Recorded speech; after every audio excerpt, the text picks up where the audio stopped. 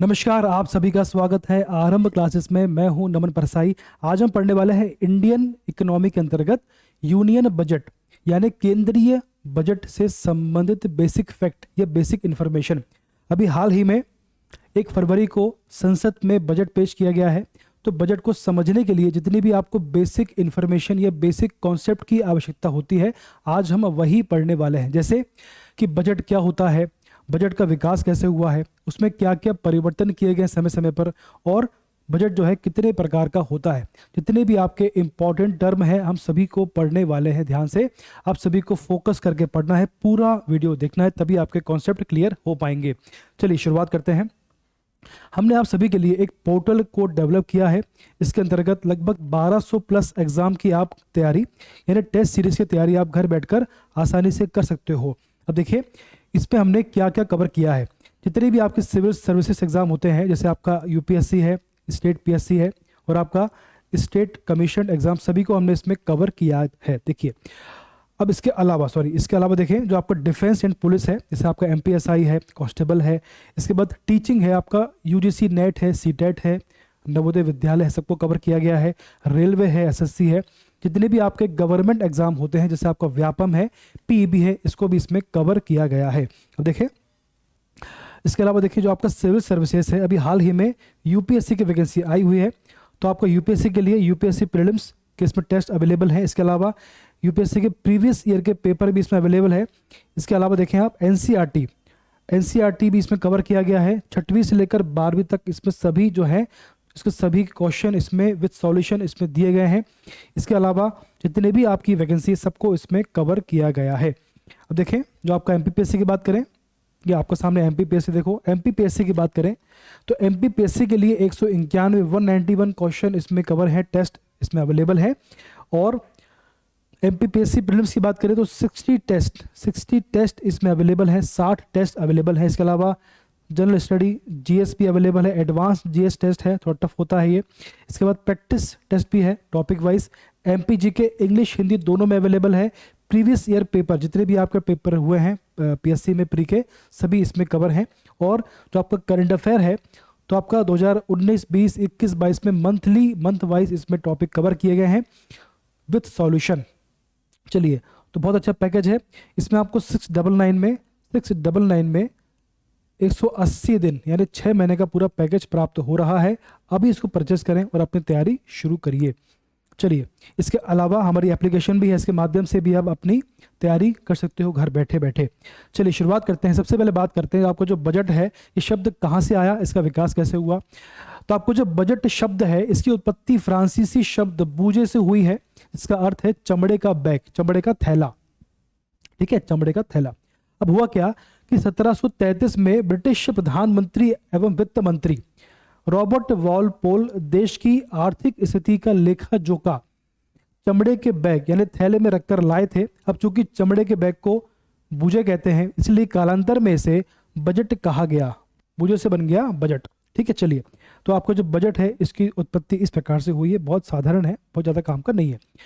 भारत में सर्वप्रथम 18 फरवरी 1860 में बजट प्रस्तुत करने का श्रेय लॉर्ड कैनिंग के कार्यकाल में क्वेश्चन भी आता है, किसके कार्यकाल में बजट पेश किया गया। पहला के कार्यकाल में वित्तीय सदस्य जेम्स विल्सन को श्रेय प्राप्त है, इसलिए विल्सन को भारतीय बजट का प्रणेता भी कहा जाता है। बहुत बेसिक क्वेश्चन है कि भैया भारतीय बजट का प्रणेता किसे कहा जाता है, इसका आंसर क्या होगा, जेम्स विल्सन को कहा जाता है। 26 नवंबर 1947 को स्वतंत्र भारत का पहला बजट किसने पेश किया, तो आंसर है वित्त मंत्री आर के षणमुखम चेट्टी ने प्रस्तुत किया था।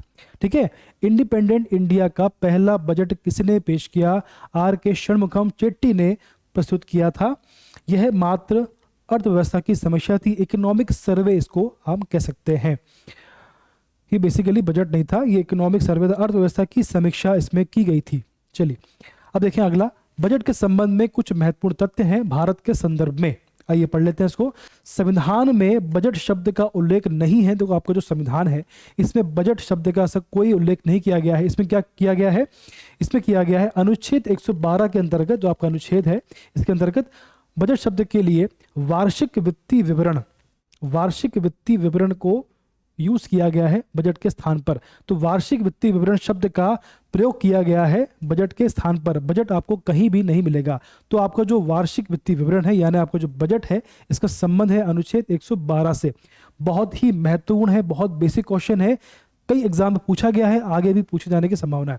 अब देखिए जॉन मथाई जो है बहुत काम का है। जॉन मथाई को वर्ष 1905 में 1950 में गणतंत्र यानी रिपब्लिक इंडिया का पहला केंद्रीय बजट पेश करने का गौरव प्राप्त हुआ है। स्वतंत्र भारत का पहला बजट R.K. षणमुगम चेट्टी और गणतंत्र भारत का पहला बजट जो है किसने पेश किया था?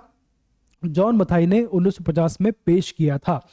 गैर हिंदी भाषी होने के बावजूद C.D. देशमुख, अब देखो बहुत अच्छा फैक्ट है ये, C.D. देशमुख ने वित्त मंत्री रहते हुए 1955-56 का बजट पेश करने से पहले इस बात को सुनिश्चित कर लिया था कि बजट के सभी दस्तावेज हिंदी में भी छपे। इससे पूर्व ये सिर्फ अंग्रेजी में ही छपते थे। अब देखो 1955-56 का जो बजट था, इसके पहले बजट जो आपका बजट था सिर्फ इंग्लिश में ही छपता था, ओनली इन इंग्लिश। लेकिन इसके बाद C.D. देशमुख के कारण, इनके प्रयासों से इसके बाद अब जो आपका बजट है हिंदी में भी छपना शुरू हो गया। यानी इसके दस्तावेज जो है, डॉक्यूमेंट है, वो हिंदी में भी छपना शुरू हो गए। तो 1955-56 के बाद क्या परिवर्तन आया पढ़ लिया, और किसके द्वारा आया उसको भी हमने समझ लिया है। चलिए अगला आपके सामने है। देश में 4 प्रधानमंत्री ऐसे हुए जो वित्त मंत्री पद पर भी काम कर चुके हैं। क्वेश्चन आएगा आपके सामने, इनमें से कौन सा ऐसा प्रधानमंत्री है जो वित्त मंत्री भी रह चुके हैं? आंसर देखें आप, वित्त मंत्री पद पर भी काम कर चुके हैं। तो ये सबसे पहला है मोरारजी देसाई, चौधरी चरण सिंह, विश्वनाथ प्रताप सिंह और डॉक्टर मनमोहन सिंह। जो 4 ऐसे प्रधानमंत्री हैं जो वित्त मंत्री भी रह चुके हैं। ठीक है, चलिए मैंने क्या बोला, ऐसे प्रधानमंत्री जो वित्त मंत्री भी रह चुके हैं। आगे देखते हैं क्या है। अब है आपके सामने कि ऐसे प्रधानमंत्री पद पर रहते हुए, जिन्होंने प्रधानमंत्री पद पर रहते हुए जवाहरलाल नेहरू, इंदिरा गांधी, राजीव गांधी और इंदिरा कुमारी गुजराल के पास वित्त मंत्री पद भी था। यानी ये प्रधानमंत्री भी थे और साथ में इन्होंने अपने पास में वित्त मंत्री पद भी रखा था। ठीक है, तो कौन कौन थे? जवाहरलाल नेहरू, इंदिरा गांधी, राजीव गांधी और इंदिरा कुमार गुजराल के पास वित्त मंत्री पद भी रहा है। जवाहरलाल नेहरू की बात करें तो वर्ष 1958 और 59 का बजट पेश किया, और उस बजट को पेश करते हुए उन्होंने घोषणा की कि जो अब से बजट है वो 28 फरवरी के दिन ही पेश किया जाएगा। अगले साल से यानी 59-60 का जो बजट है वो 28 फरवरी के दिन ही पेश किया जाएगा। अब देखें, एक नोट है आपके सामने कि भैया वित्तीय वर्ष 2017-18 के लिए पहली बार केंद्र सरकार ने यानी मोदी सरकार का बजट 1 फरवरी 2017 को प्रस्तुत किया गया। यानी इसके पहले जो आपका बजट था 28 फरवरी यानी फरवरी के अंत में जो दिन था उसी दिन ये पेश होता था, यानी महीने का आखिरी दिन 28 तारीख को पेश होता था। लेकिन जो आपकी मोदी सरकार है तो उन्होंने कहा कि अब से जो बिल है 17-18 से जो बिल है वो 1 तारीख को भी पेश होगा। चलिए, तो भारत में सबसे ज्यादा बजट पेश करने वाले वित्त मंत्री कौन थे? अच्छा क्वेश्चन है। तो वो थे आपके मोरारजी देसाई। उन्होंने कुल 10 बार जो है बजट पेश किया है। अब देखिए अगला आपका फैक्ट है, हेमवंती नंदन बहुगुणा और केसी नियोगी वित्त मंत्री रहने के बावजूद भी बजट पेश नहीं कर पाए थे। ऐसे कौन से वित्त मंत्री हैं जो वित्त मंत्री रहते हुए भी बजट पेश नहीं कर पाए थे? तो हेमवंती नंदन बहुगुणा और केसी नियोगी जो थे ऐसे वित्त मंत्री रहे हैं जो वित्त मंत्री के पद पर रहते हुए भी बजट पेश नहीं कर पाए। वित्त मंत्री के रूप में वर्ष 1951 में डॉक्टर मनमोहन सिंह ने देश में आर्थिक उदारीकरण की नीति लागू करने की घोषणा की थी। क्वेश्चन आता है कि जो आर्थिक उदारीकरण है इसका संबंध किससे है और कब इसे लागू किया गया? चलिए आगे बढ़ते हैं फटाफट।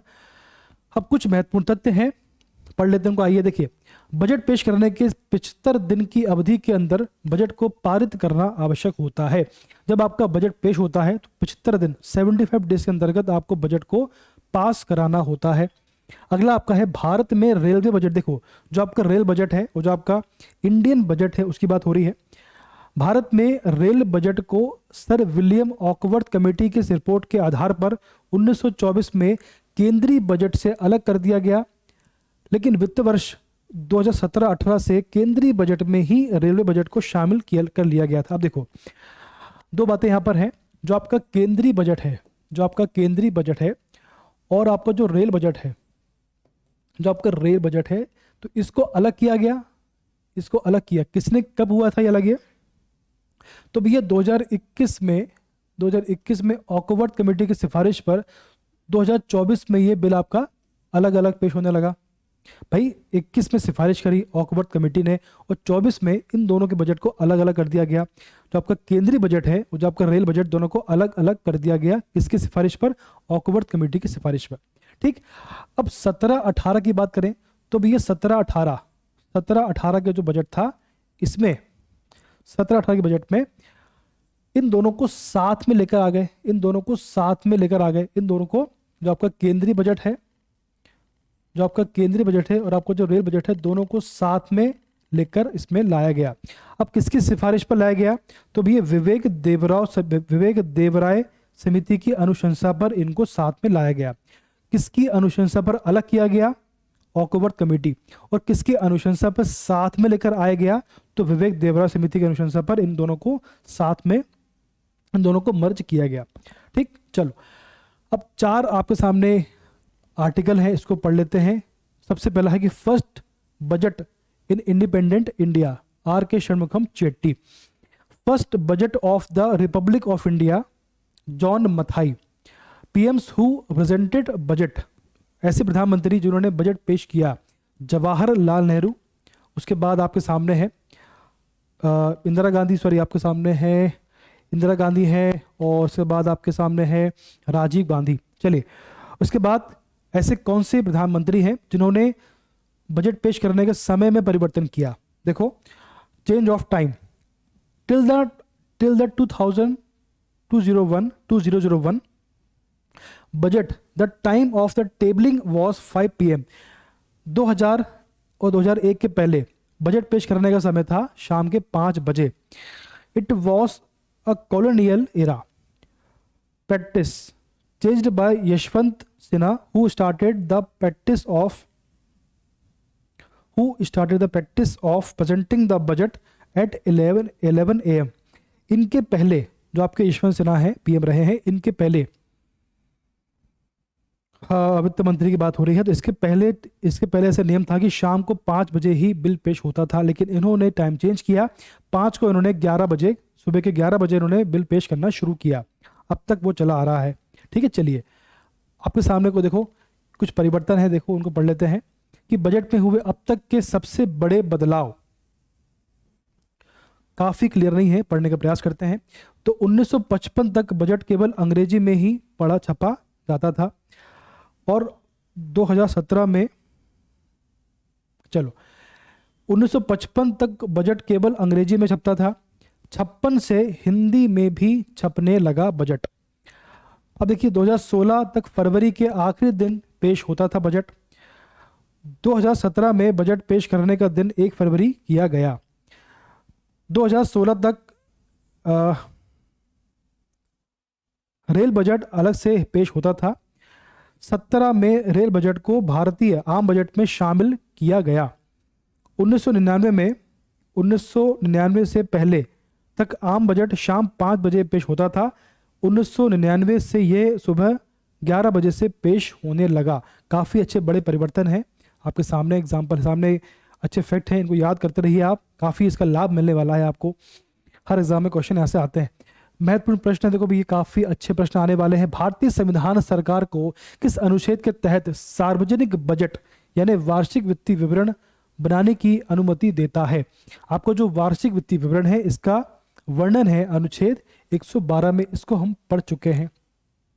वित्त मंत्री किस विधेयक के द्वारा नए करों के रोपण, जैसे आपके जो नए टैक्स चालू होते हैं, जैसे आपको जीएसटी है, तो नए करों के रोपण, वर्तमान कर ढांचे में सुधार या उसी रूप में प्रस्तुत करने का प्रस्ताव रखते हैं?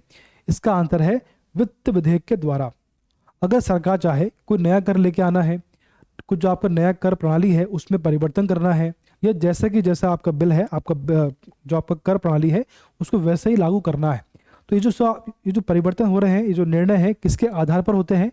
इसका निर्णय होता है वित्त विधेयक के आधार पर। ठीक है, सरकार को वित्त विधेयक के आधार पर ही इन सारे परिवर्तनों को लागू करना पड़ता है। वित्त विधेयक एक प्रकार का धन विधेयक है जो संविधान के अनुच्छेद 110 से संबंधित है। देखो अभी क्या है ना, हम पढ़ रहे हैं बजट के बारे में, तो जो बेसिक कॉन्सेप्ट है, जैसे आपका जो पॉलिटी है, तो पॉलिटी पढ़ेंगे तो हम सबको समझेंगे कि आपको जो धन विधेयक है, जो आपका फाइनेंशियल बिल क्या होता है, मनी बिल क्या होता है, सब कुछ हम समझेंगे। अभी आप सब पढ़िए। ठीक, चलिए, जो आपका धन विधेयक है किस सदन में प्रस्तुत किया जाता है? देखिए, राष्ट्रपति के अनुमोदन से केवल लोकसभा में प्रस्तुत किया जाता है। देखिए ऐसा है, जो आपका धन विधेयक है, तो धन विधेयक के संबंध में जो आपका राज्यसभा है उसे कोई अधिकार प्राप्त नहीं है, सिर्फ लोकसभा को इसके संबंध में अधिकार प्राप्त है। लोकसभा ही इसमें परिवर्तन कर सकता है और इसको पास कर सकता है। जो आपका राज्यसभा है इसे कोई अधिकार प्राप्त नहीं है। तो भैया उच्च सदन अर्थात राज्यसभा को धन विधेयक के संबंध में क्या अधिकार है?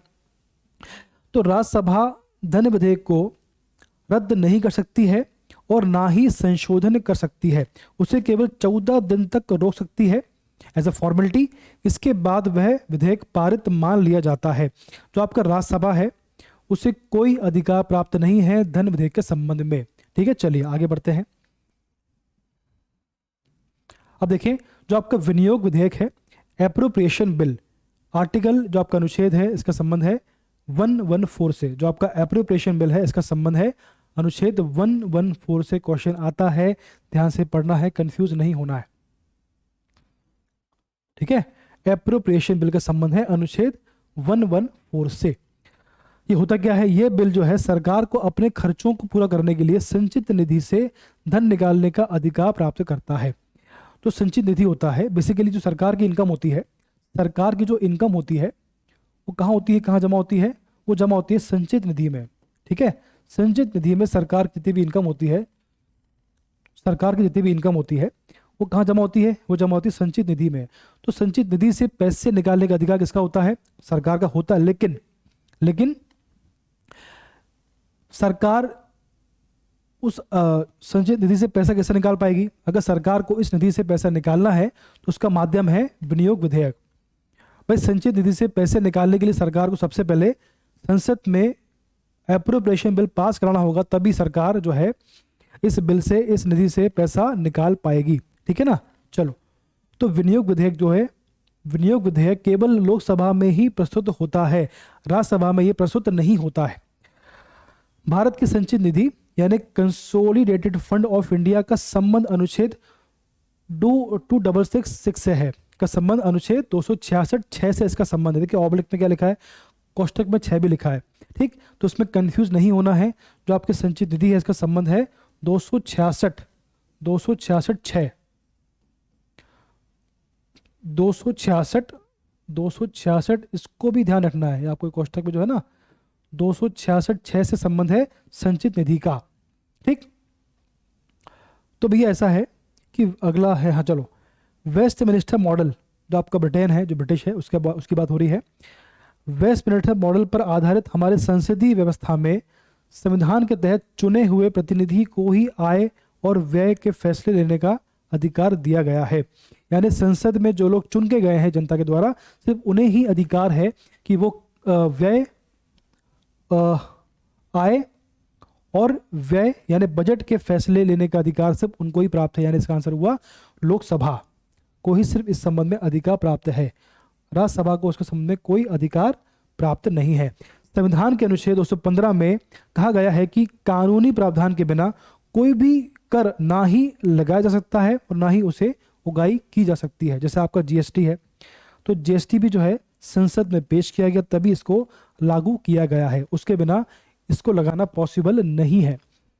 संविधान के अनुच्छेद 266, अब देखो यहाँ बात हो रही है सिर्फ 266 की, यहाँ बात हो रही थी आपकी 266 और कोष्टक में 6 भी था।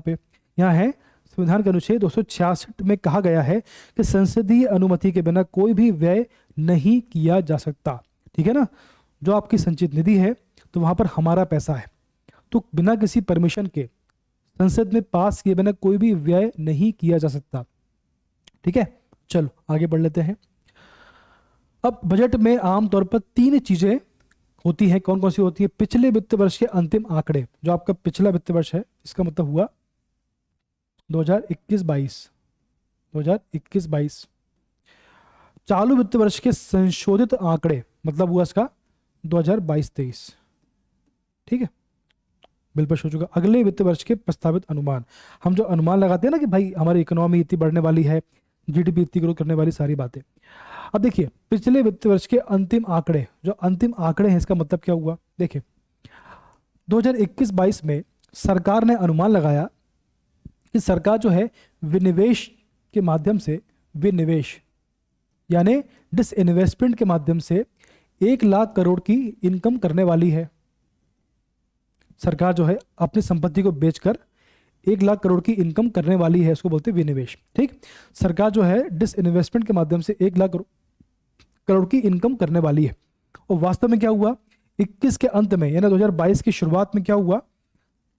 सरकार ने विनिवेश से मात्र 80,000 करोड़ ही प्राप्त किए, 80,000 करोड़ ही प्राप्त कर पाए। ठीक, तो जो 1 लाख अनुमान किया गया था, इसको, ये अनुमान आपका हो गया भाई। 1 लाख आपका अनुमान था, सरकार ने अनुमान किया, तो जो आपका 1 लाख है ये आपका हो गया अनुमान, ये आपका हो गया अनुमान। और जो 80,000 करोड़ है ये हो गया आपका अंतिम आंकड़ा या एक्चुअल आंकड़ा, इसको बोलेंगे अंतिम आंकड़ा। ठीक है, तो आपको जो अंतिम आंकड़ा है वो क्या हो गया आपका 80,000 करोड़। अनुमान था आपका 1 लाख का, लेकिन प्राप्त हुआ 80,000 करोड़, तो इसको बोलेंगे अंतिम आंकड़ा। अब चालू वित्त वर्ष के लिए संशोधित आंकड़े। अब देखो सरकार दोबारा से प्रयास करेगी, सरकार दोबारा से प्रयास करेगी कि विनिवेश के माध्यम से कुछ पैसा जोड़े, कुछ पैसा, कुछ उससे इनकम हो। विनिवेश के माध्यम से सरकार दोबारा से विनिवेश के माध्यम से कुछ अपनी इनकम करना चाहती है, लेकिन कितना करे?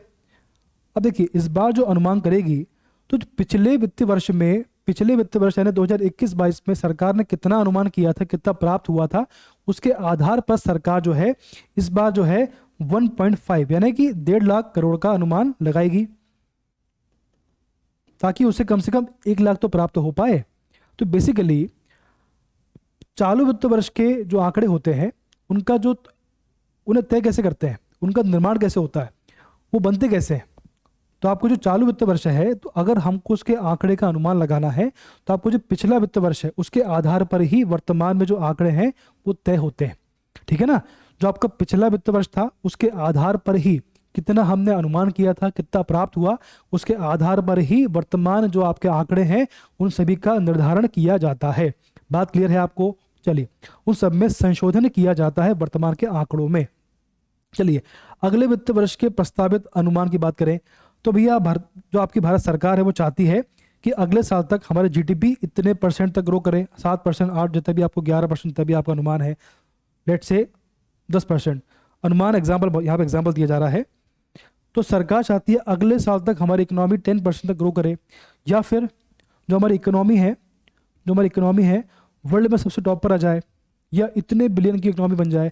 तो जो अनुमान हम लगाते हैं उसको बोलते हैं प्रस्तावित आंकड़े। ठीक, तो आपको जो पिछला वित्त वर्ष है तो उसमें कितना अनुमान लगाया था, कितना प्राप्त हुआ, उसके आधार पर हम वर्तमान में संशोधन करते हैं और भविष्य के अनुमान को तय करते हैं। बात क्लियर है आपको? चलिए, तो आपकी 3 चीजें इसमें काफी महत्वपूर्ण होती है। अगला आपके सामने है आकस्मिक कोष यानी कंटिजेंसी फंड। इसका संबंध है अनुच्छेद 267 से। ठीक, ये आकस्मिक, नाम से क्लियर है, आकस्मिक आपदाओं जैसे बाढ़, भूकंप इत्यादि, जैसे आपका जो कोरोना है ना, तो सामना करने के लिए बनाया गया है। इसका प्रयोग केंद्र सरकार के संबंध में राष्ट्रपति और राज्य सरकार के संबंध में राज्यपाल को प्राप्त होता है। देखिए, चाहे वो सरकार हो या हमारा परिवार हो, हम सभी लोग जो है एक पैसा इकट्ठा करते हैं। जब कभी ऐसा मौका आएगा कि समस्या कभी आएगी तो हम उस पैसे का उपयोग कर पाएंगे। इसी प्रकार से भारत सरकार भी क्या करती है, जो आपकी इंडियन जो भारत सरकार होती है, ये आकस्मिक कोष के माध्यम से ऐसा पैसा इकट्ठा करती है, जब कभी देश में संकट का मौका आएगा, भूकंप है, बाढ़ है या कोरोना जैसी कंडीशन बनेगी, तब उस पैसे का उपयोग कर पाए। उसका संबंध होता है 267 अनुच्छेद से। ठीक, अब उससे पैसा निकालने का अधिकार किसका होता है?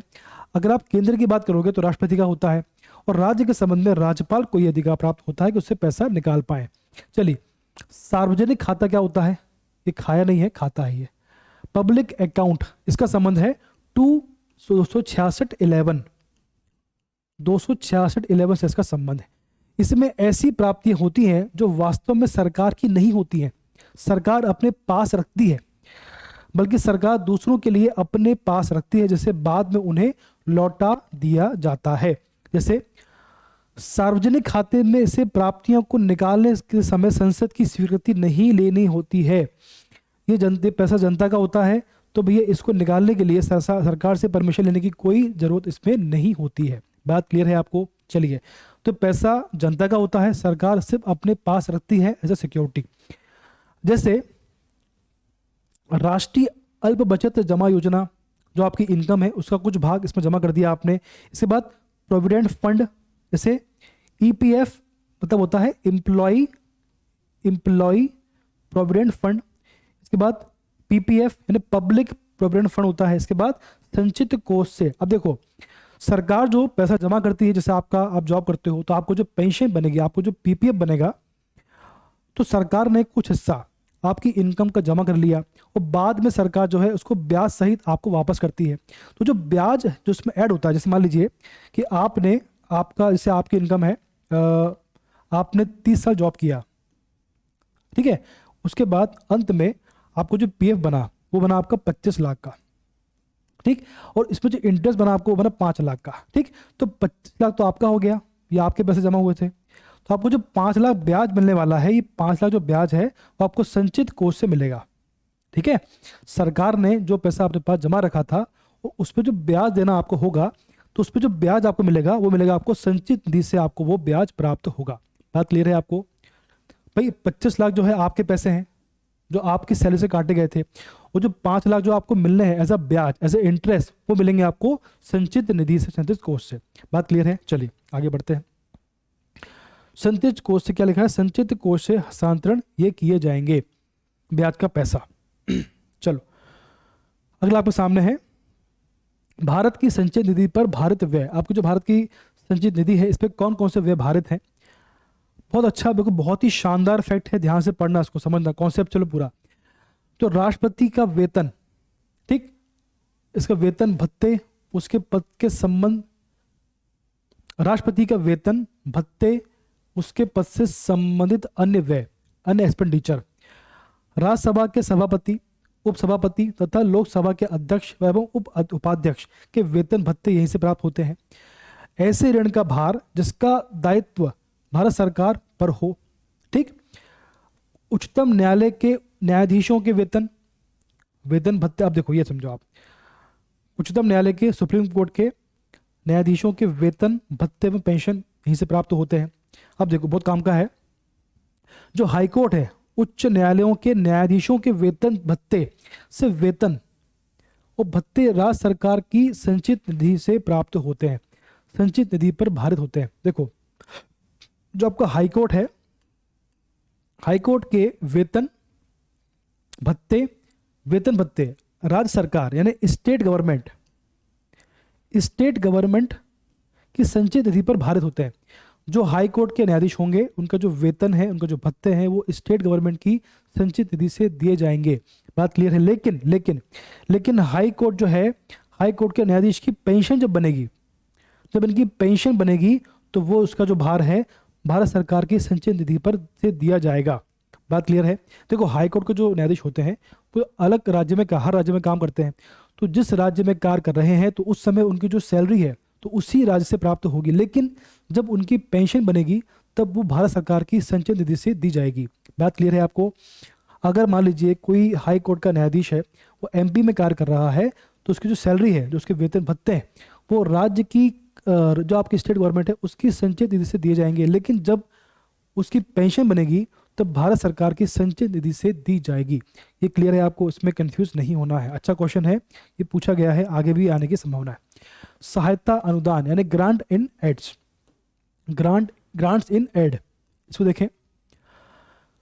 संविधान के अनुच्छेद 275 इसका संबंध है, संविधान के अनुच्छेद 275 से इसका संबंध है के अनुसार संसद को यह अधिकार दिया गया है कि वह भारत की संचित निधि से राज्यों को सहायतार्थ अनुदान प्रदान कर सकती है।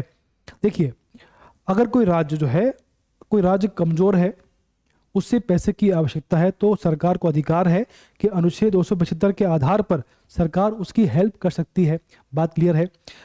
जो सहायतार्थ अनुदानों द्वारा विभिन्न राज्यों के बीच विद्यमान संसाधन असमानताओं को घटाया जा सकता है। जैसे एग्जाम्पल लें, जो आपका बिहार है और गुजरात है।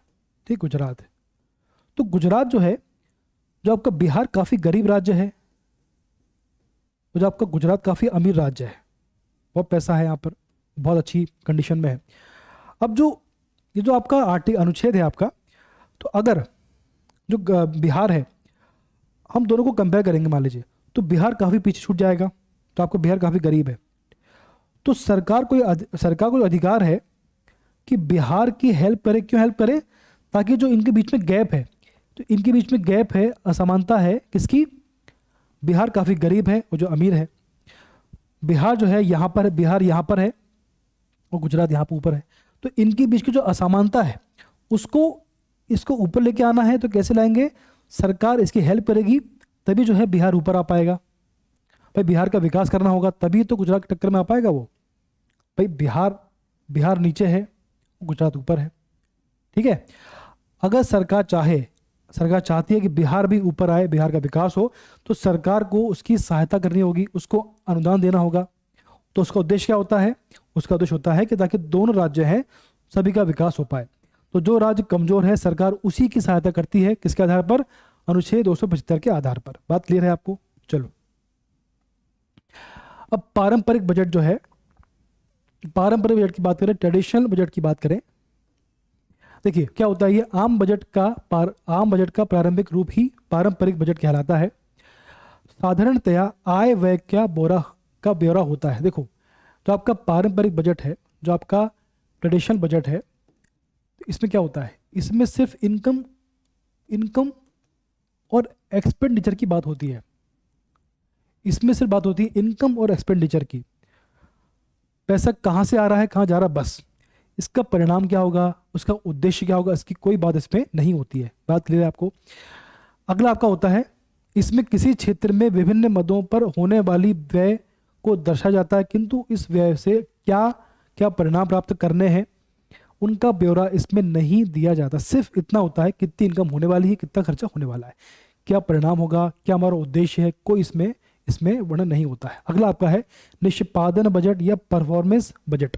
नाम से क्लियर है, जब बजट मूलतः लक्ष्योन्मुखी, यानी इसका उद्देश्य हो, कुछ लक्ष्य हो, तो जब बजट मूलतः लक्ष्योन्मुखी तथा उद्देश्यपरक प्रणाली पर आधारित होता है। जब कोई बजट का कोई उद्देश्य होता है कि हमें कितना विकास करना है, कहाँ कहाँ पैसा खर्च करना ताकि हमारा विकास हो पाए, सारी बातें, तो उस आधार पर उसको बोलते हैं निष्पादन बजट। इसमें केवल आय व्यय का हिसाब ही नहीं बल्कि कार्य निष्पादन को मूल्यांकन का आधार बनाया जाता है। निष्पादन बजट की शुरुआत कब हुई थी? प्रथम हुपर कमीशन 1949 को इसकी शुरुआत हुई थी। जो आपका निष्पादन बजट है, जो आपका परफॉर्मेंस बजट है, इसकी शुरुआत हुई थी 1949 में हुपर आयोग के आधार के सिफारिश पर, यूएसए में हुई थी। हमारे देश में भी इस प्रणाली को 1968 से प्रयोग में लाया जा रहा है। बात क्लियर है आपको? सिंपल सी बात है भाई, कितना पैसा कहाँ खर्च करना है, कितना आपको उद्देश्य है, यह आपको सब कुछ आवश्यक है। अब आउटकम बजट क्या होता है? आउटकम बजट आइए देखें। आउटकम बजट एक प्रगति कार्ड होता है जो पिछले वार्षिक बजट में विभिन्न मंत्रालयों और विभागों को एक लक्ष्य दिया गया था। ये सभी सरकारी कार्यक्रमों के विकास के परिणामों को मापते हैं कि क्या वह धन उसी उद्देश्य के लिए खर्च किया गया जिसके लिए परिणाम सहित मंजूरी दी गई थी। देखो एग्जाम्पल लीजिए कि सरकार ने एक बजट लेके आई थी कि भाई बेरोजगारी जो है, जो आपका बेरोजगारी है किस संबंध में, कि भैया इस कार्य को करने से जो आपकी बेरोजगारी है वो काफ़ी कम होगी। सरकार ने इस संबंध में करीबन 1 लाख करोड़ का अनुमान लगाया कि इसमें इतना खर्चा करना है। ठीक, अब साल के अंत में सरकार जो है इसकी रिपोर्ट उस मंत्रालय से लेगी कि भाई सरकार जो है, जो आपका मंत्रालय है, इसका समझ इससे है, जो आपका मंत्रालय है, तो सरकार इस मंत्रालय से बोलेगी भैया हमने जो आपके पैसे दिए थे उसका आपने कहाँ उपयोग किया और उससे कितने रोजगार पैदा हो पाए, इसकी रिपोर्ट दीजिए आप। तो उसकी रिपोर्ट के आधार पर उसमें आगे खर्चा किया जाएगा। ठीक है, तो सरकार बेसिकली क्या होता है कि कितना आउटकम इसमें प्राप्त हो सकता है, कितना प्राप्त हुआ है, तो ये सभी सरकारी कार्यक्रमों के विकास के परिणामों को मापता है कि क्या धन उसी उद्देश्य में खर्च किया गया। जैसे आपको ब्रिज बनना है, ठीक, तो सरकार ने ब्रिज बनने के लिए 2 लाख करोड़ पैसे दिए। अब बाद में सरकार चेक करती है कि क्या 2 लाख करोड़ ब्रिज बनने में काम आए कि नहीं आए, ये सारी बातें। ठीक है, चलिए, और अगर नहीं आया तो क्यों नहीं आया, सारी बातें इसमें डिस्कस की जाती है। 25 अगस्त 2005 को आउटकम बजट वित्त मंत्री द्वारा संसद में प्रस्तुत किया गया था, पी चिदम्बरम के द्वारा। बात क्लियर है आपको। अब अगला आपका है शून्य आधारित, बहुत अच्छा क्वेश्चन है ये। शून्य आधारित यानी zero based budgeting, zero based budgeting उसको बोलते हैं। देखिए, बजट की वह प्रक्रिया जिसमें किसी भी विभाग अथवा संगठन द्वारा प्रस्तावित व्यय के प्रत्येक मद पर पुनर्विचार करके प्रत्येक मद को बिल्कुल नया मद यानी शून्य मानते हुए उसका नए सिरे से मूल्यांकन करना, इस शून्य प्रणाली का बजट कहलाता है। फॉर एग्जाम्पल देखें, कोई आपका जैसे आपका मान लो ब्रिज बन रहा है, वह आपका ब्रिज है, ठीक है, ब्रिज है। अब सन 2015 में इसके लिए 5 करोड़ इसके लिए आवंटित किए गए। ठीक है, 5 करोड़ रुपए इसके लिए दिए गए। अब सन 2020 आया तो 20 में देखा गया कि जो आपका ब्रिज है इसका काम बाकी है, ये पूरा नहीं हो पाया। यह 10 साल बाद देखा गया। अब सरकार ऐसा मानती है, सरकार बोलेगी कि इसमें कितना खर्च हुआ है उसको शून्य माना जाए, कि इस ब्रिज को बनने के लिए कितना पैसा खर्च हुआ है इसको शून्य मान लिया जाए। अब बताइए कि इसमें कितना पैसा और कितना खर्च हो सकता है। भाई कितना काम हुआ है, जैसे मान लीजिए कि 20% अभी काम हुआ है ब्रिज का और 80 बाकी है, 80% बाकी है, तो 80% पूरा होने में कितना पैसा खर्च होगा ये बताइए आप। अब देखते हैं कि क्या ये 80% पैसा खर्च करना आवश्यक है, ज़रूरी है कि नहीं है। अगर आवश्यक होगा तो ही इसमें पैसा खर्च करेंगे, अगर आवश्यक नहीं होगा तो इसका कोई अर्थ नहीं, इसको बजट को बंद कर दिया जाएगा। बात क्लियर है आपको। तो इसमें भारत में जीरो बजटिंग की शुरुआत सरकारी क्षेत्र के एक प्रमुख शोध संस्थान council of scientific and industrial research CSIR द्वारा की गई है। ठीक, केंद्र सरकार द्वारा इसे बजट वर्ष 1987 से 88 से लागू करने का निर्णय लिया गया था। ठीक है ना भाई, सरकार ऐसा देखती है कि भाई कौन सा ऐसा बजट है जो लंबे समय से चला आ रहा है और उसको आगे कंटिन्यू करना चाहिए कि नहीं करना चाहिए। ठीक, कोई आपका बजट है, मान लीजिए कि आपको कोई योजना है, जैसे आपको कोई योजना है, जैसे आपकी योजना है 2005 में इसको शुरू किया गया है ना, 5 में इसको शुरू किया, जैसे आपकी मनरेगा है, ठीक। अब जो आपकी मनरेगा है इसमें सरकार के 5 लाख करोड़ इसमें खर्च हो गए, 5 लाख करोड़। ठीक, अब सरकार बोलेगी जो आपके 5 लाख करोड़ खर्च हुए हैं इसको जीरो माना जाए, इसको जीरो मान लिया जाए कि सरकार ऐसा माने कि इसमें हमने कुछ भी पैसा खर्च नहीं किया है। अब सरकार बोलेगी कि अगर हमको जो आपके मनरेगा है इसको आगे बढ़ाना है तो कितना पैसा और खर्च करना पड़ेगा, वो पैसा आवश्यक है कि नहीं है, सारी बातें। ठीक है, चलिए, अगर इसमें सरकार मानती है कि इसमें पैसा खर्च करना बेवकूफ़ी है तो सरकार बिल्कुल भी पैसा ऐसे खर्च नहीं करेगी, इस योजना को तत्काल प्रभाव से तत्काल इसको बंद कर दिया जाएगा। चलिए आगे बढ़ते हैं, देखो अगला आपका है जेंडर बजटिंग। इसमें क्या देखो, तो आपका जेंडर बजटिंग है के माध्यम से सरकार द्वारा महिलाओं के विकास, कल्याण और सशक्तिकरण से संबंधित योजना और कार्यक्रमों के लिए प्रतिवर्ष बजट में एक निर्धारित राशि की व्यवस्था सुनिश्चित करने के प्रावधान किए जाते हैं। देखो क्या होता है, जो आपका जेंडर बजटिंग है इसमें अलग से बजट पेश नहीं किया जाता, बल्कि आपका जो बजट है, 2022-23 का, ये जो भी आपका बजट है इसमें महिलाओं के लिए अलग से प्रावधान किया जाता है कि भाई महिलाओं के विकास के लिए एक अलग से पैसा इसमें आवंटित किया जाता है। 2021 के बजट में महिलाओं से जुड़ी योजनाओं के लिए 15,326 करोड़ आवंटित किए गए थे, जो कि GDP का 4.5% है। अगला आपका अनुपूरक बजट जो है, सप्लीमेंट्री बजट, क्या होता है ये, तो भैया वर्ष के बजट में उल्लेखित ना की गई किसी सेवा पर, भाई बजट आपने पेश किया तो कोई सेवा उसमें उल्लेखित करना भूल गए आप या नहीं कर पाए, तो पर खर्च की आवश्यकता उत्पन्न हो जाती है, तो सरकार अनुच्छेद 115 का भाग 1 का भाग 9, 115 का भाग 1 का भाग 9 के अंतर्गत अनुपूरक बजट का अनुमान संसद में प्रस्तुत करती है, जिसे संसद स्वीकृति देता है, दे सकता है। सरकार ने बजट पेश किया, ठीक, और बाद में लगा कि भाई कुछ सेवा थी जो हम भूल चुके हैं, लेकिन हमें पैसा आवश्यक है, तो इस बिल के माध्यम से सरकार वो पैसा जो है संसद से पास करा सकती है और संचय निधि से वो निकाल सकती है। अगला आपका अंतरिम बजट, इंटरिम बजट। भारतीय संविधान में अंतरिम बजट जैसा कोई शब्द नहीं है। पहला अंतरिम बजट मोरारजी देसाई ने वर्ष 1962-63 में पेश किया था, ठीक है, अच्छा फैक्ट है ये। अब देखिए इसमें ये होता क्या है, अंतरिम बजट चुनावी वर्ष में कुछ समय तक देश को चलाने के लिए, अब देखो क्या होता है ना, जैसे आपका समयकाल पूरा हो चुका है सरकार का और अभी बजट पेश होने में समय है, तो बीच का जो अंतराल होता है उसके समय या कोई ऐसी कंडीशन बन जाती है, चुनावी वर्ष में कुछ समय तक देश को चलाने के लिए खर्चों का इंतजाम करने की औपचारिकता है। इस बजट में कोई भी ऐसा फैसला नहीं किया जाता जैसे कि संसद की मंजूरी लेनी पड़ेगी या फिर कानून में संशोधन की जरूरत हो। इसमें प्रत्यक्ष कर में कोई बदलाव नहीं किया जाता है ना। जैसे मान लीजिए कि आपको चुनाव अभी होने में समय है और चुनाव हो चुके हैं, जैसे मान लीजिए कि चुनाव चल रहे हैं, देश में चुनाव चल रहे हैं, ठीक है, और बजट पेश होने में समय है, तो आपको बीच का गैप होता है, तो इस समय इस गैप में जो सरकार है उसके पास पैसा कहाँ से आएगा, तो पैसा आएगा अंतरिम बजट के माध्यम से, ठीक। कुछ समय के लिए सरकार को देश चलाने के लिए जो पैसा चाहिए होता है, तो उसका जो व्यवस्था होती है उसकी व्यवस्था अंतरिम बजट के माध्यम से होती है। बात क्लियर है आपको? चलिए आगे बढ़ते हैं। अब अगला आपका लेखानुदान, वान नहीं है, वो है आपका लेखानुदान। क्या होता है ये, देखें उसको।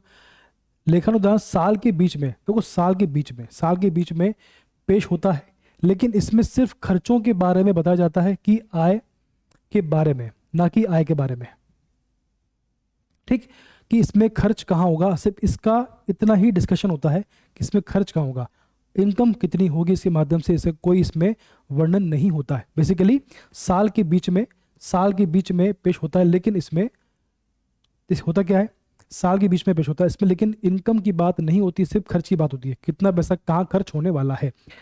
होता क्या है, वर्ष 1951 में पहली बार पहला लेखानुदान पेश किया गया था।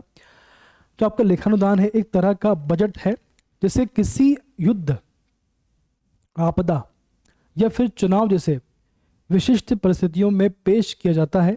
इसके तहत सरकारी खर्चों के लिए भारत की संचय निधि से धन की व्यवस्था की जाती है।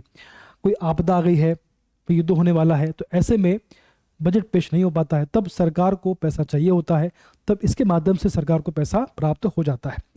सामान्यतः इस बजट की वैधता 2 माह तक होती है, लेकिन इसे 6 माह तक भी इसे अधिकतम 6 माह तक के लिए बढ़ाया जा सकता है। बजट सरकार की राजकोषीय नीति से संबंधित होता है। क्वेश्चन आपको आएगा, जो आपका लेखानुदान है इसका समयकाल कितना होता है और इसे कितना इसमें प्लस किया जा सकता है। तो इसका समय 2 माह का होता है, इसको लेकिन 6 माह तक इसको बढ़ाया जा सकता है, ठीक है। चलिए अगला है वोट ऑन क्रेडिट। तो राष्ट्रीय संकट जैसे समय में धन को स्वीकृति का प्रस्ताव, जिसके बारे में सरकार विवरण अथवा तर्क देना उचित नहीं समझती है। सरकार जो है, राष्ट्रीय संकट कोई आपदा आती है और सरकार जो है पैसा निकालती है ना, तो पैसा कहाँ खर्च करना है इसका जो विवरण है सरकार देना उचित नहीं समझती, तब ये बिल पेश किया जाता है। वोट ऑन क्रेडिट, राष्ट्रीय संकट जैसे समय में धन की स्वीकृति का प्रस्ताव, जिसके बारे में सरकार विवरण अथवा तर्क देना उचित नहीं समझती, तब इस बिल को पेश किया जाता है। अगला है अनुपूरक मांगे। लोकसभा द्वारा पास किए गए बजट की राशि कम पड़े जाने पर अथवा किसी नए कार्यक्रम को शुरू करने हेतु अतिरिक्त धन की मांगे। जैसे मान लीजिए पंजाब सरकार है, पंजाब सरकार जो है, जब इनने अपना सरकार को लॉन्च किया था तब इनने बहुत सारे वादे कर दिए, बाद में पैसा कम पड़ गया, सरकार ने अनुपूरक जो बिल है, तो अनुपूरक मांगों के आधार पर सरकार से पैसा मांगा, जो आपको मोदी जी से पैसा मांगा, और सरकार को पैसा मांगा ताकि भैया जो हमारी जो आपकी पंजाब सरकार, उन्होंने कहा कि भैया हमारे पास पैसा खत्म हो गया है, और जो हमारी योजना है उसको चलाने के लिए हमको पैसा चाहिए, तो अनुपूरक बिल जो है उसको, उसके माध्यम से इसको, ये पैसा जो है सरकार से प्राप्त किया गया। बात क्लियर है आपको? चलिए, बेसिकली जब बजट की राशि समाप्त हो जाती है, बजट की राशि कम पड़ जाने पर अथवा किसी नए कार्यक्रम को शुरू करने हेतु अतिरिक्त धन की आवश्यकता होती है, तब ये पैसा जो है सरकार से मांगा जाता है इस बिल के आधार पर, इन मांगों के आधार पर। ठीक है, चलिए, धन विधेयक क्या होता है आपका? है धन विधेयक क्या होता है? अनुच्छेद 110 धन विधेयक यानी मनी बिल, कर लगाने, समाप्त करने, जहाँ पर जीएसटी है ना, तो जीएसटी लागू करने, समाप्त करने, बदलने, जीएसटी में बदलाव करना है, समेकित निधि या आकस्मिकता निधि, आपका जो संचित निधि है और आकस्मिक निधि है का संरक्षण, उनमें पैसा डालना, तो आपका संचित निधि में पैसा डालना या फिर निकालना, ये दोनों जो सब काम होते हैं धन विधेयक के माध्यम से ही किए जाते हैं। समेकित निधि यानी संचित निधि में धन का विनियोग जैसे किसी भी विषय से संबंधित प्रस्ताव जो है इसी के माध्यम से पास होते हैं। तो आपको संचित निधि है, अगर उससे पैसा निकालना है, डालना है, तो उसका संबंध है धन विधेयक से। बात क्लियर है आपको? 110 के आधार पर ही संचित निधि से पैसा निकाला जाएगा या उसमें पैसा डाला जाएगा। अब है बजट की 3 स्थितियां होती हैं। संतुलित बजट यानी बैलेंस्ड बजट होता है, अगला होता है घाटे का बजट, डेफिसिट बजट होता है, फिर आपका होता है आधिक्य का बजट यानी सरप्लस बजट। ठीक है, देखिए, तो सबसे पहले आपका आता है संतुलित बजट। क्या होता है देखो, सबसे पहले आपका आता है संतुलित बजट। क्या होता है ये देखो, जो आपका संतुलित बजट होता है इसमें आपकी जो इनकम होती है, जो आपकी सॉरी आपका एक्सपेंडिचर होता है, जो इसमें आपका एक्सपेंडिचर होता है और आपकी जो इनकम होते हैं दोनों बराबर होते हैं, उतना ही खर्च करते हैं जितनी आपकी इनकम होती है। जैसे सरकार द्वारा बढ़ते हुए व्ययों पर रोक लगाते हुए केवल उतना ही धन व्यय करने की नीति का अपनाया जाना जितनी उसकी कुल आय होती है। सरकार की जितनी इनकम होती है सरकार उतना ही व्यय करती है मार्केट में। इसका उद्देश्य क्या होता है? इसका उद्देश्य होता है सरकार द्वारा व्ययों पर रोक लगाना, जो व्यय होते हैं उन्हें कम करना, जो सरकार के व्यय होते हैं उन्हें कम करने के लिए सरकार उतना ही व्यय करती है जितनी उसकी इनकम होती है। ठीक है, दोनों बराबर होते हैं, इनकम और आपको जो एक्सपेंडिचर दोनों बराबर होते हैं। अगला आपका है घाटे का बजट।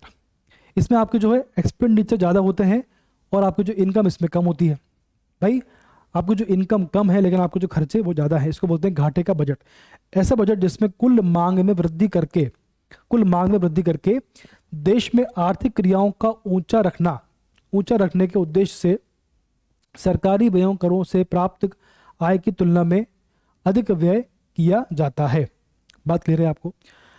इसका उद्देश्य क्या होता है? इसका उद्देश्य होता है कि भैया कुल मांग में वृद्धि करके देश में आर्थिक क्रियाओं को ऊंचा रखने के लिए। सपोज करिए कि देश में पैसा कम हो रहा है ना, देश में पैसा कम है, ठीक है, देश में पैसा कम हो रही है, देश में जो मनी फ्लो काफ़ी कम हो गया है, तो इसको बढ़ाने के सरकार पैसा खर्च करती है। सरकार जो है अपने व्यय को बढ़ाती है, जिससे मार्केट में पैसा आ सके और जो जनता है उसकी मांग में वृद्धि हो सके। ठीक, तो मांग को बढ़ाने के लिए सरकार व्यय करती है जिससे मार्केट में मनी फ्लो हो और जनता की, जो आपकी जनता है उसकी जेब में पैसा आए और मार्केट में डिमांड बढ़े। ठीक, इसका उद्देश्य होता है। तो कुल मांग में कमी ऐसा बजट, मांग में वृद्धि, ठीक, आपकी डिमांड बढ़ती है और देश में आर्थिक क्रियाओं को ऊंचा रखने के लिए सरकारी व्ययों करों से प्राप्त आय की तुलना में अधिक व्यय किया जाता है। जो आप सरकार की इनकम है वो कम होती है लेकिन आपको जो खर्चे हैं वो ज़्यादा होते हैं। अब अगला आपका आधिक्य का बजट, सरप्लस बजट। इसमें क्या होता है? जो कुल मांग में कमी करने और आर्थिक क्रियाओं के स्तर को घटाने के उद्देश्य से विशेष रूप से मुद्रास्फीति के समय में सरकार द्वारा सरकार की आय को उसके व्यय की तुलना में अधिक रखा जाता है। देखिए यहाँ पर किया गया था, यहाँ पर जो हमने किया था, यहाँ उद्देश्य था हमारा, जो आपकी मार्केट में डिमांड है, जो मार्केट में डिमांड उसकी वृद्धि हो, है ना, जो आपकी डिमांड है वो बढ़े, ये उद्देश्य था। यहाँ क्या है? यहाँ है जो आपकी डिमांड है वो कम हो। ठीक, जो डिमांड कम क्यों हो? क्योंकि मार्केट में जो मनी सप्लाई है वो कम हो जाए इससे, और जो आपकी मुद्रास्फीति है वो कम हो जाए। अब समझिए जरा इसको, देखिए जो आपकी मुद्रास्फीति है इसका मतलब क्या हुआ? इसका मतलब ये हुआ कि जो जनता जो है, पब्लिक है, उसके पास बहुत पैसा आ गया है, काफ़ी पैसा आ गया है। अब देखो यहाँ जो कंडीशन थी इसमें क्या था, जो आपकी जनता है उसके पास पैसा कम था, तो पैसा को बढ़ाने के लिए सरकार ने काफ़ी व्यय किया, सरकार ने व्यय किया, जनता के पास पैसा आया, जनता ने पैसा खर्च किया, तो मार्केट में डिमांड बढ़ गई। अब यहाँ पर ऑलरेडी पैसा है, यहाँ पर जो आपकी इन्फ्लेशन है, या देखो जो आपका जो पैसा है मार्केट में वो काफ़ी ज़्यादा है, ठीक। अब उसको सरकार को कम करना है, जो डिमांड है वो भी ज़्यादा है, तो इसको सरकार को कम करना है, तो क्या करना पड़ेगा, तो यहाँ पर सरकार को मार्केट से पैसा निकालना पड़ेगा, यहाँ डालना पड़ा, यहाँ से निकालना पड़ेगा, यहाँ जो मनी फ्लो है उसको कम करना पड़ेगा, सिंपल सी बात। तो यहाँ पर सरकार को जो आपका व्यय है, जो व्यय है उसे कम करना पड़ेगा, और आपकी जो इनकम है उसको बढ़ाना पड़ेगा, ठीक है ना। यानी कि मार्केट से पैसा निकालना पड़ेगा, और मार्केट जो आपकी इनकम है उसको बढ़ाना पड़ेगा, और जो आपका व्यय है उसको कम करना पड़ेगा, ठीक है ना। सिंपल सी बात है। अगर आप चाहते हो कि मार्केट में पैसा कम हो तो सरकार को अपने व्यय कम करने होंगे और इनकम ज़्यादा करनी होगी, यानी सरकार को टैक्स बढ़ाने होंगे। बात क्लियर है आपको।